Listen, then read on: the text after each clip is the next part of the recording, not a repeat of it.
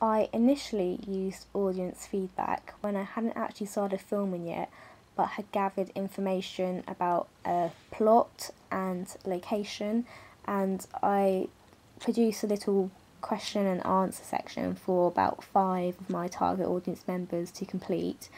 And this included showing them a picture of a derelict house I was hoping to use, a short section of my plot, of my storyline I wanted to produce, and get their opinions on it.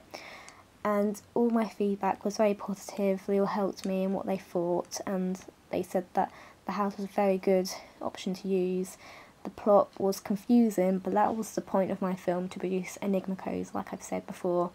And they also liked the idea of it being open planned, and they helped me to produce ideas about the ending of my short film, because that was what I was always confused in, how to produce an ending. Should I actually show Amelia murdering her best friend, or should I do a flashback, or what should I do? And they helped me, saying that probably best not to actually show the murder, because these aren't professional actors I'm using. It may not go to plan. Best to leave it to the audience's imagination.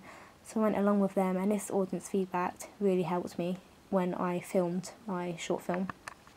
After I had created my short film, film poster and my film review, I showed it to, again, about 5 members of my target audience to get some feedback from them, and I recorded this and posted it on my blog and wrote on there what this was for and how it helped me. And I showed them my finalised short film and asked them what they thought was good about it, what could I have improved on, what was bad about it, etc. And they gave me some really positive feedback on it, that they liked the sound effects used, which I was pleased because I created that myself in GarageBand. It took me quite a while to create as well. And they said that they liked the ambience of it, how there's lack of dialogue as well. For the film review, one of the members said they liked where the billing card was placed, and just being there with them, showing them these things and seeing their reactions helped me, and also made me realise I could have done a bit more audience feedback during the production of my film, especially as I was still a little bit unsure as to how to end my short film. I think I could have showed them told them possible endings for my short film I was thinking of, and got them to tell me what would have been best in their opinion, and taken their advice instead of going with what I thought would be best, because they are after all my target audience and the film is for them and not for me. As my short film was for the intended target audience of 16 to 22-year-olds, males and females alike, I had to ask people within this age range what they thought of my film, and these are the people I used for my audience research and my audience feedback. My audience research consisted of printing off roughly 20 questionnaires to hand out to people within my target audience, and to get them to answer them in full detail.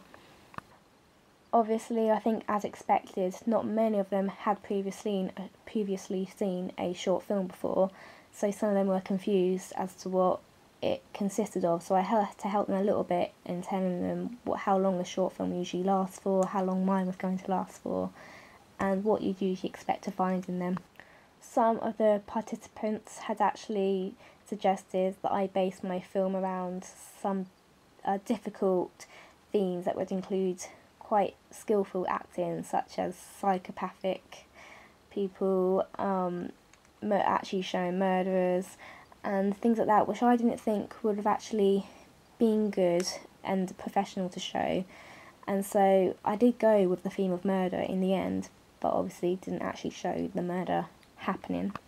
They all seemed very enthusiastic about it and helpful to be engaged in the questionnaire, which I thought was very positive for me. After some of my target audience had watched the short film, they didn't identify with Amelia, obviously, because they haven't been in that situation before, but they were able to sympathise with her, and I believe that's due to the conventions I used of the loneliness in the mise-en-scène, the lack of dialogue you hear, and you hear her voiceover, which obviously then tells you what she's suffering from, and this only emphasises the sympathy the target audience felt for her.